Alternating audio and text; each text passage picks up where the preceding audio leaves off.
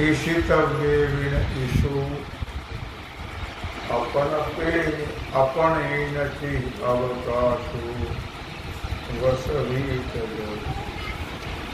भगवान सिद्धेश्वराच्या कृपेनं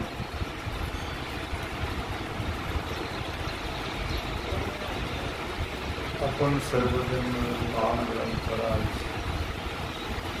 ज्ञानेश्वरीच्या 15व्या अध्यायाच्या 546 ओळीचा विचार करतो आहोत। विषय आहे उत्तम पुरुष।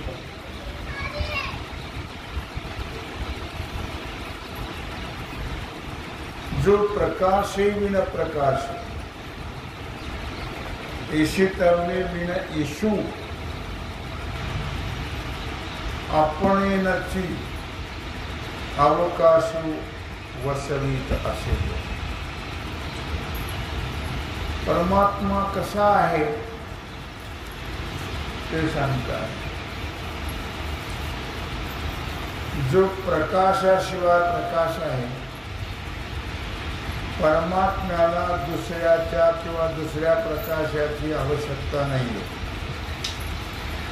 फक्त परमात्माच असा एक आहे की तो स्वयं प्रकाशित आहे।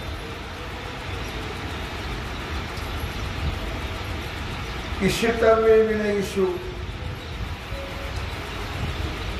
तो ईशितव्ये विन अर्थात नियम्य असणारा तो परमात्मा ईश्वर, त्याचाही हा नियामक आहे। आपणेनची अवकाश वसवित असेल। आणि जो परमात्मा आपल्याने सर्व पोकळी आपणच भरून जातो, नाही तो नाही अशी जागाच नाहीये। सर्व अनोरणीया ठोकडा उकाशा आकाशा सर्व अणुरेणूमध्ये परमात्मा भरलेला आहे। परमात्म्याशिवाय जागा रिकामी नाहीये। लक्षात या ओळीमध्ये अद्वैत तत्व सांगताय। अद्वैत तत्व याचा अर्थ असा की एक परमात्माच आहे, सर्व दुसरं काहीच नाही। त्याला अद्वैत असं म्हटलेलं आहे। द्वैत नसणं ते अद्वैत। प्रकाशल्या जाणाऱ्या वस्तूमध्ये जेवढ्या प्रकाशमान वस्तू आहेत त्या सर्वांमध्ये त्या सर्व वस्तू परप्रकाशित आहेत आणि परमात्मा मात्र स्वयं प्रकाशित आहे। नियम्य जे आहे त्या सर्व नियम्याचा नियामक परमात्मा। भगवंताची जी व्यापकता आहे ती निरपेक्ष आहे। सर्वांची व्यापकता नाही आहे, सर्व संकोचित आहेत, तरी पण ते निरपेक्ष नाही आहे. परमात्मा मात्र त्याची जी व्यापकता आहे ती निरपेक्ष व्यापकता आहे. कुठल्याही अपेक्षेनं नव्हे,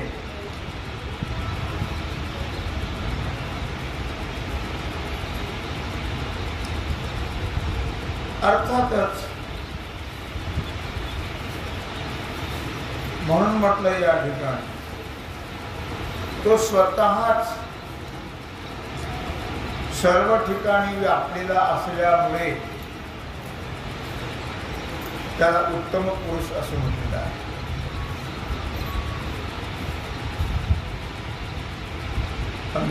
याच अध्यायामध्ये भगवान सांगतायत, तद्भासयते सूर्यो न शशांको न पावकः. न तद्भासयते सूर्यो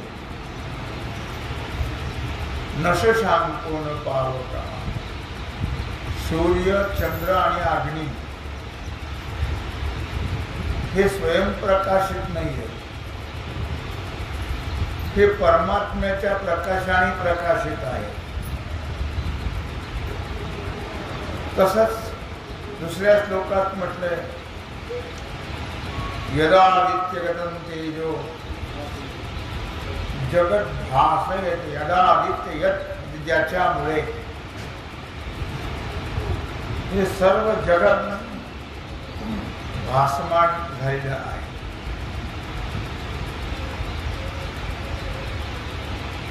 ते तद्भासयते न तद्भासयते सूर्यो न शशांको न पावकः. आणि यदादित्यगतं तेजो या दोन श्लोकामध्ये भगवंताच्या तेजाचं वर्णन केलेलं आहे. भगवान हा स्वयं तेजपुंज आहे, तो दुसऱ्याच्या तेजावर अवलंबून नाही. बाकी सगळे स्वयंप्रकाशित नाही आहे. अर्थात सर्वांचं नियमन करणारा असा जो किंवा सर्वांना सांभाळतो तो परमात्मा उत्तम पुरुष आहे. आपण कोणाला सांभाळत नाही, आपण आपल्याला सांभाळू शकत नाही. मग सर्वांना सांभाळणारा गतिर्भर्ता प्रभुस्सा निवास सुरलम सुरत, सर्वांचं सांभाळ करणारा, सर्वांचं भरण पोषण करणारा एक परमात्मा आहे. आपण कोणाचं भरण पोषण करू शकत नाही, सांभाळू शकत नाही. तो एक परमात्मा असा आहे की सर्वांना सांभाळणारा तो आहे,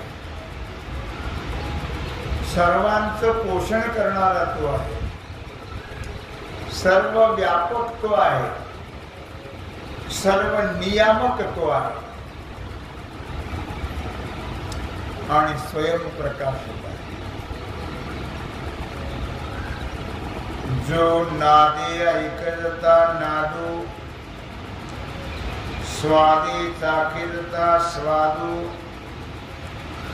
जो भोगित से आनंदो आनंदीची. जो नादे ऐकता नादू, पुष्कळ से वाद्य आहेत. वीणा आहे, मृदंग आहे, ढोल आहे, ताशा आहे, बासरी आहे,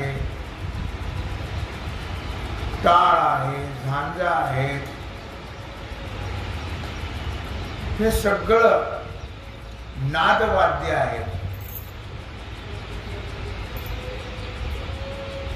पण जरी ते नादवाद्य असले तर त्यांच्या ठिकाणी जो रंग आहे, नाद आहे, तो परमात्म्याचा आहे.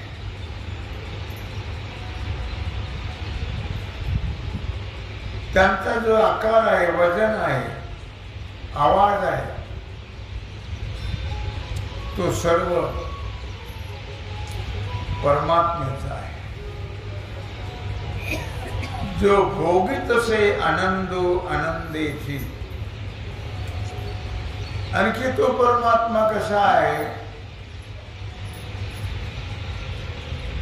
आनंद स्वरूप आहे, सच्चिदानंद. आनंद अद्वय नित्य निरामय, जे का निज ध्येय योगी यांची. भगवान हा आनंद स्वरूप आहे. फक्त भगवानच आनंद स्वरूप आहे. या ओळीमध्ये मौली काय सुचवत आहेत? द्वैतात राहून अद्वैताचा आनंद उपभोगता येत नाही. द्वैतामध्ये राहून अद्वैताचा आनंद भोगता येत नाही. नादाकडून जो नाद आहे तो ऐकला जावा,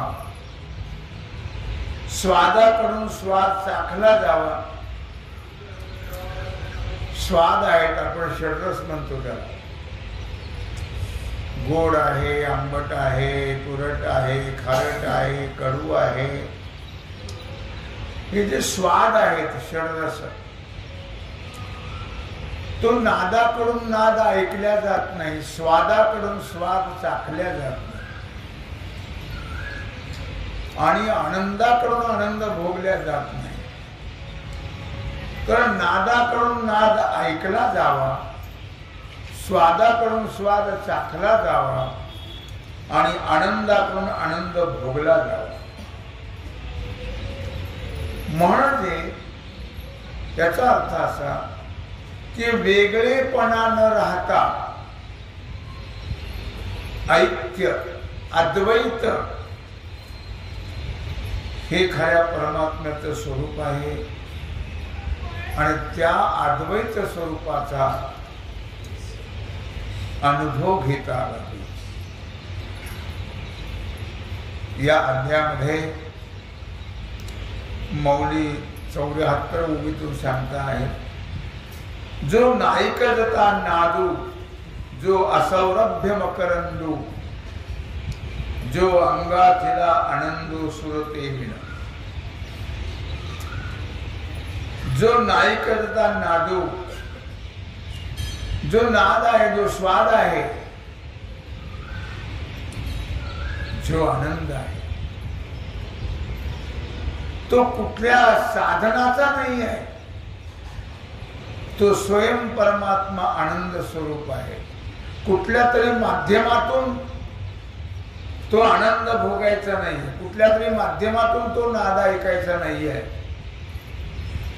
किंवा कुठल्या तरी माध्यमातून तो मकरंद सुगंध सेवायचा नाहीये. लक्षात, तो नाद स्वतःच आहे परमात्मा, आणि स्वतःच तो नाद घ्यावा. तो नाद आपणच ऐकावा, स्वाद होऊन नाद घ्यावा. आपला नाद आपल्याला ऐकता येतो. काणी घालून या बोटी नाद जे ऐकती असं म्हटलेलं आहे. जे मरण लक्षण सांगितलं एका अभंगामध्ये,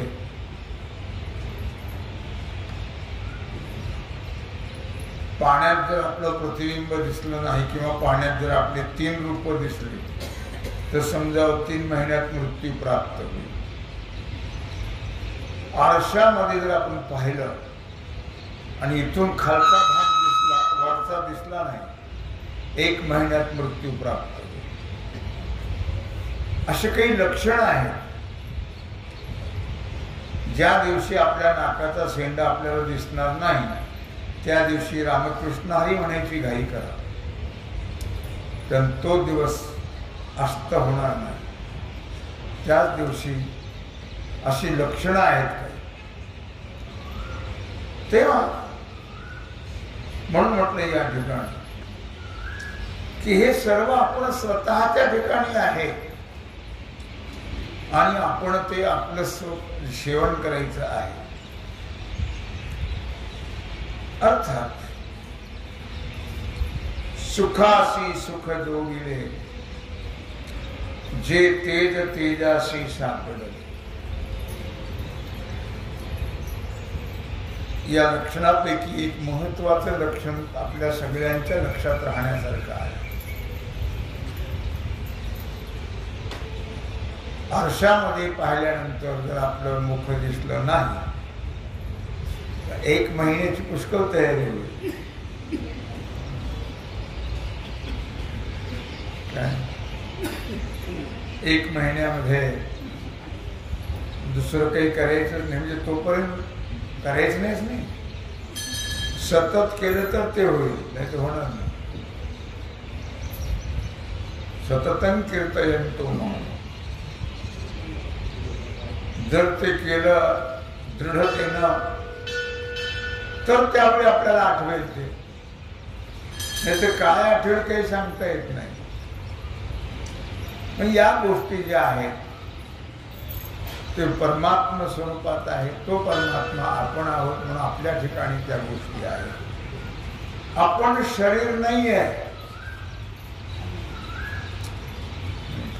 आपण आत्मा आहोत, आपण परमात्मा आहोत. शरीर आपलं नाही, शरीर आपण नाही आहे. म्हणून महात्म्याला शरीराचं झालेलं दुःख होत नाही. का होत नाही त्यांना दुःख? त्यांना शरीर त्यांच्या ठिकाणी नाही का आहे, पण त्यांना शरीराचं तादात्म्य नसतं. म्हणून मी तुम्हाला सांगितलं की वृंदावनला एक प्रेमानंद म्हणून आहे, तुम्ही पाहता ते पिवळे वस्त्र आहेत त्यांची. त्यांना त्यांच्या दोन्ही किडण्या फेल आहेत. 18 वर्ष दिवसा 8 डायलिसिस करावं लागतं. डायलिसिसच्या काय वेदना होतात कल्पना आहे? फार वाईट आहे ते, लक्षात ठेवा. त्याला 6 तास लागतात. ते रक्त फिल्टर करायचं आणि ते पुन्हा भरायचं. त्या काय वेदना होतात लक्षात, पण त्यांना त्या वेदना जाणवत नाही. म्हणून तुम्ही ऐका त्यांचं, एकदा ऐकतच राहा. प्रेमानंद महाराज स्वामी वृंदावन असं म्हणायचं हेतू, त्यांच्या नामावर जास्त भर आहे. आणि ते सर्वांना नाम घ्या, नाम का घ्या, कसं घ्या वगैरे हे सर्व सांगतात. आणि त्या नामाची इतकी ताकद आहे लक्षात ठेवा की त्यांना ते दुःख जाणवत. हो, नामात काय सामर्थ्य नाही, सर्व सामर्थ्य नामामध्ये आहे.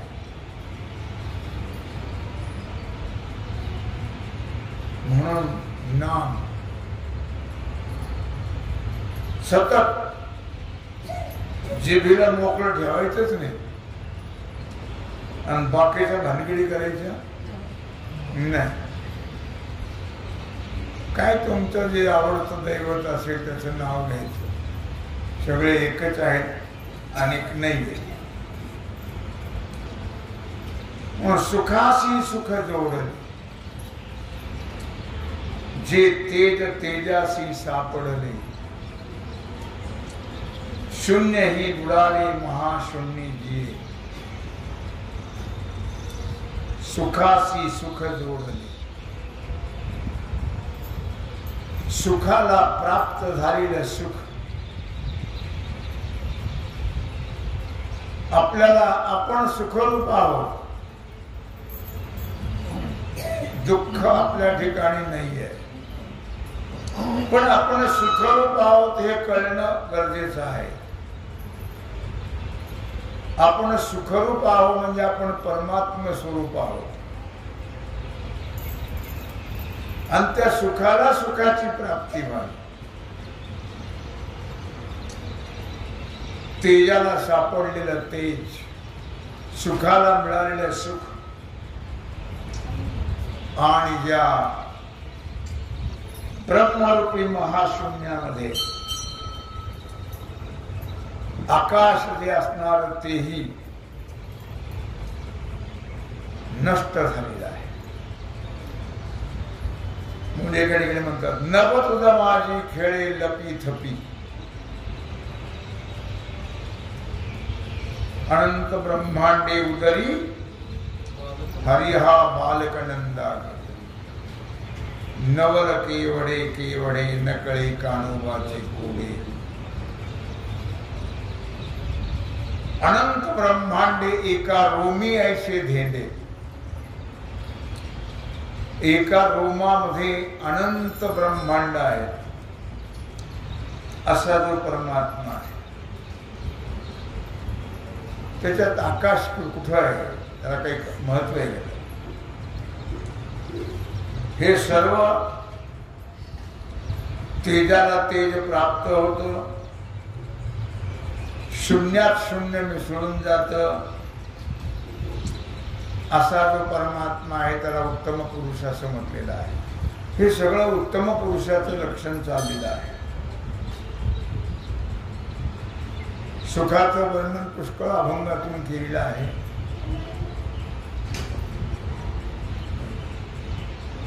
सुख सुखा भेटवाले, तुकोबाराय म्हणतात, होय वाले भेटी सुख सुखा भेटवाले.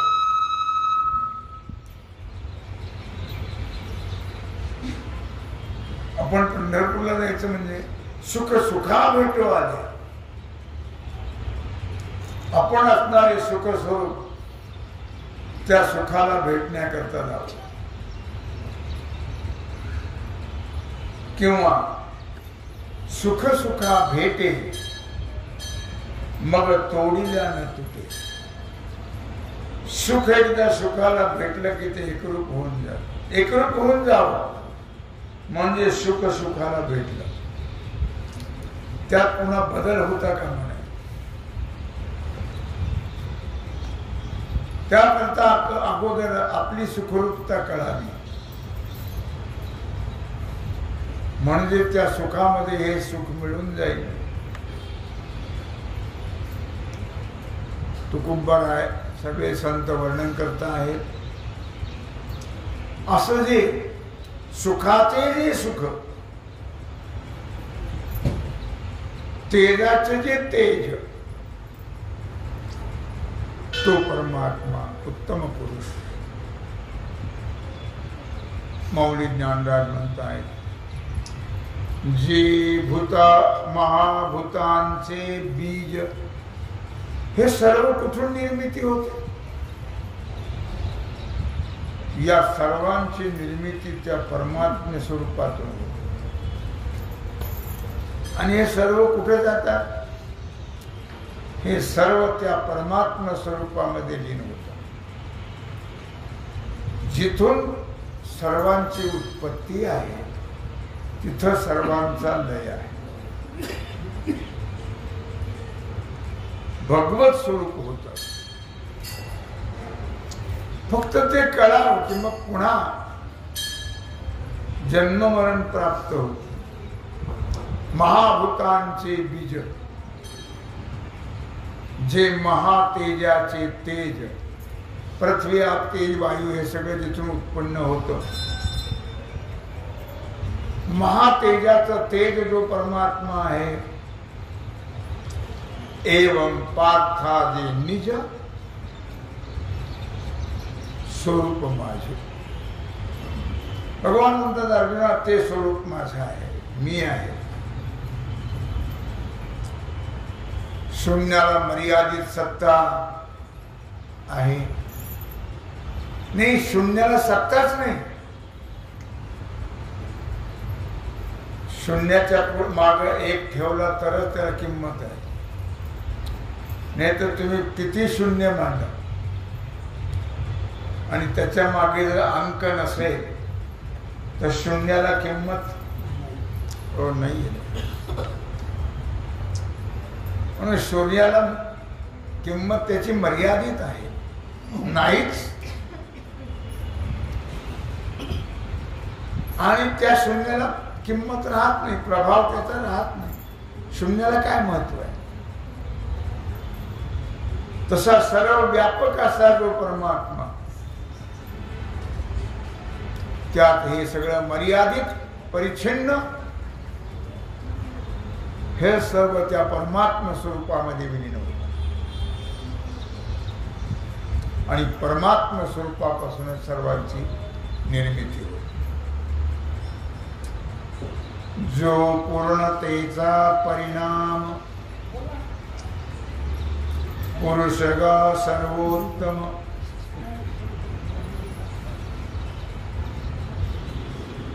विश्रांतीचा हे विश्राम विराला येथे. जो पूर्णतेचा परिणाम, पूर्णतेचा शेवट जिथं आहे, जो पुरुष सर्वांमध्ये श्रेष्ठ आहे, जो पुरुष विश्रांतीचा विश्रांती स्थान आहे, सुख सुखापेतो आली,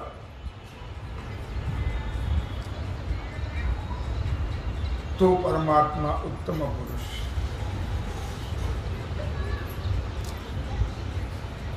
याच्यात काही भाग या उगीमध्ये आहे, मागच्या उगीतला. पूर्ण पुरुष जो सर्वोत्तम परमात्मा आहे. पूर्णत्व अनेकाच्या ठिकाणी नाही, एकाच्या ठिकाणी पूर्णत्व आहे. आणि त्या पूर्णत्वाचा ज्याच्यामध्ये विराम आहे आणि ज्याच्यामध्ये पूर्णत्व विरामाला प्राप्त होतो, मग शिल्लक काहीच राहत नाही.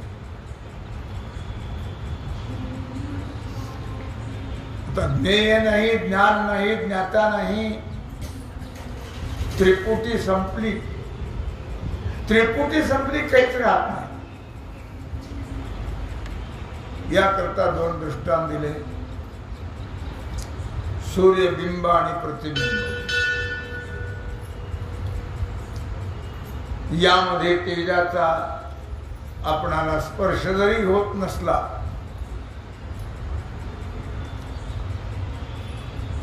तरी पण ती सत्ता नाही असं नाही आहे. आपल्याला ते काहीच कळत नाही. तो परमात्मा तो नाही अशी जागाच नाही, तरी पण कळत नाही. सर्व ठिकाणी तो आहे म्हणून का दिसतो, म्हणून दिसत नाही. सर्व ठिकाणी आहे हेही आम्हाला पटत नाही. प्रकाशणाऱ्या ज्या वस्तू आहेत त्या वस्तू वाचून तो प्रकाशित होतो, म्हणजे तो स्वयंप्रकाशित आहे. नियम्य वस्तू वाचून तो नियामक आहे. सर्वांचं नियमन करणारा तो आहे. कळो न कळो पण सत्ता धन्याची की जे मायबाप असं म्हटलेलं आहे. सत्ता त्या परमात्म्याची आहे. वेगळेपणाने राहून हा अनुभव घेता येत नाही, तद्रूप होऊन अनुभव घेता येत. वेगळेपणाने राहून अनुभव घेता येत नाही.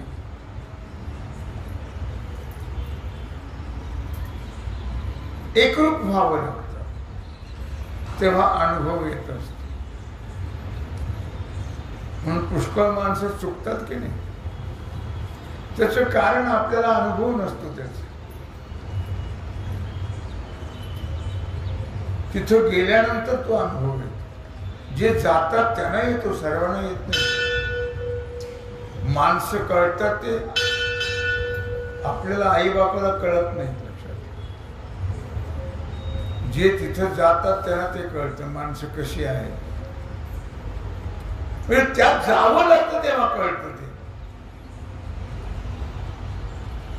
जशी मुलगी सासरी गेल्यानंतर सासरची माणसं माणसं आहेत का खाटीक आहेत हे तिथे मुलीला कळतं. आपण समजूतदारपणाने सांगत राहतो, पण काय यातना आहेत ते तिला माहिती असत, आपल्याला ते कळत नाहीये. तद्रूप व्हावं लागतं तेव्हा ते कळतं. त्या दृष्टांताप्रमाणे परमात्म सुख काय आहे, आनंद काय आहे, तेज काय आहे, ते जरी आपण परमात्मा असलो तरी परमात्मा स्वरूप झाल्याशिवाय आपण परमात्मा आहोत हे तरी कुठं कळते. हे कळल्यावर तर सगळ्या भानगडी मिटल्या, तेही कळत नाही. आणि वेगळेपणाने राहून अनुभव घेता येत नाही. एकरूप व्हावं लागतं तेव्हा तो अनुभव येत असतो. पाण्यातली वस्तू पाणीरूप झाल्याशिवाय कळत नाही. तर पाण्यात जावं लागतं त्याकरता, मग पाण्यातली वस्तू कळते.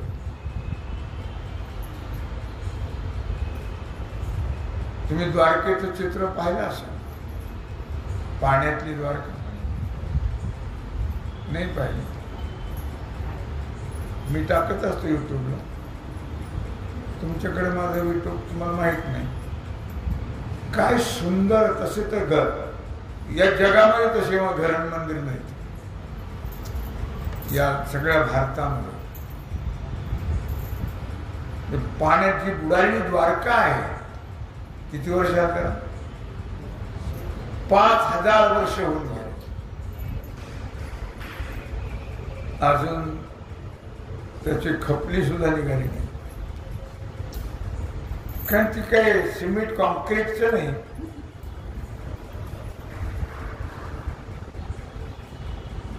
ते काही आपल्या बिल्डरनी बांधलेलं नाही. आपल्या बिल्डरचं काम पुढच्या वर्षापर्यंत राहतं की नाही हा प्रश्न. पण 5000 वर्ष झाले. पण कला काय आहे, त्याला नावच आहे पाण्यातली द्वारका.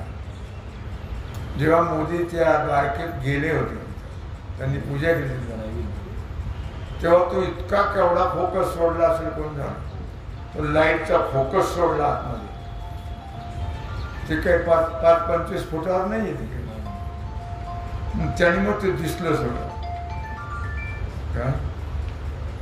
तेव्हा मुद्दा काय तर गेल्याशिवाय दिसलं नाही. ते आतापर्यंत या गोष्टीला 5000 वर्ष झाले, कोणाला दिसले पाण्यात द्वारका आहे. त्याच काही अवशेष निघतात म्हणे, खांड दांड काही निघत नाही. ते उगा बावळट नाही सगळं दाखवणं. त्याचं काहीच निघत नाही, पोपडा सुद्धा निघत नाही त्याचं. असं बांधकाम असं सुंदर येते का, पण ते गेल्यावरच कळालं. आजपर्यंत कोणी गेलं नाही. पण हे मोदीजी गेले आणि त्यामुळे ते पाण्यातली द्वारका कशी आहे तुम्ही ते पाण्यात गेल्याशिवाय नाही कळलं. तसं परमात्मा स्वरूपात गेल्याशिवाय कळत नाही. तद्रूप व्हावं लागतं तेव्हा परमात्मा सत कसा आहे, चित कसा आहे, आनंद स्वरूप कसा आहे हे परमात्मा स्वरूप झाल्यावर कळतं. परमात्मा स्वरूप होता येतं का? हो, नामाने होता येतं. नामाने परमात्मा कळतो, दिसतो. सर्व हे या गोष्टी सच्चित आनंद स्वरूपता नामाने प्राप्त. नाम हे साधन आहे. नामसंकीर्तन साधन पैकी साधन आहे, पण ते साधन नित्य करावं लागतं, तेव्हा ते कळतं. केव्हा तरी नव्हे. म्हणून सांगितलं अर्जुना हा कसा आहे. दुसऱ्या अध्यायात 147 ओळीतून सांग. अर्जुना हा नित्य, हा परमात्मा नित्य आहे. हा परमात्मा अचळ आहे. हा परमात्मा शाश्वत आहे आणि हा सर्वत्र आहे आणि सदोदित अखंड आहे. शिवाय परिपूर्ण आहे. त्याच्या जीव हा पूर्ण आहे. जीवाला पूर्णत्व कधी काही दुनिया मिळू द्यावं त्याला. रावणा इतका तरी कोणी श्रीमंत नाही, तरी तो अपूर्णच राहिला. रावणा इतकं काही आपण होणं शक्य, म्हणून अपूर्णताच आहे. किती मिळाले ना. आता जे निवडणुकीला उभे राहिलेत काही मंत्री, त्यांच्याकडे हजारो कोटी रुपये आहेत, तरी समाधान. हजारो कोटी. लॉकडाऊन मध्ये त्यांनी 4 पैसे सुद्धा गरीबाला खर्च केले नाही, पण समाधान नाही लक्षात. म्हणून म्हणतो परिपूर्णता कुठे आहे. म्हणून जीवाला परिपूर्णता परमात्मा स्वरूप झाल्यानंतरच परिपूर्णता प्राप्त होते. बाकी तुम्ही संसारात कोणी व्हा, काही व्हा आणि किती मिळवा, परिपूर्णता नाही. तो अपूर्णच. म्हणून जीव तो अपूर्ण आहे. म्हणून जीव पूर्ण झाला की परमात्मा. आणि पूर्ण झाल्याशिवाय समाधान नाही. जोपर्यंत अपूर्णता आहे तोपर्यंत हाय हाय हाय हाय माती खाय. अपूर्णता आहे. म्हणून जो पूर्ण आहे त्याचं नाव आहे पुरुषोत्तम, असं वर्णन करता आहेत मौली. भगवान अर्जुनाला सांगतात तेव्हा धरणी सेवा भगवत चरणी समर्पित करून राहिलेला जो सेवेचा भाग आहे तो आपण उद्या कुंडली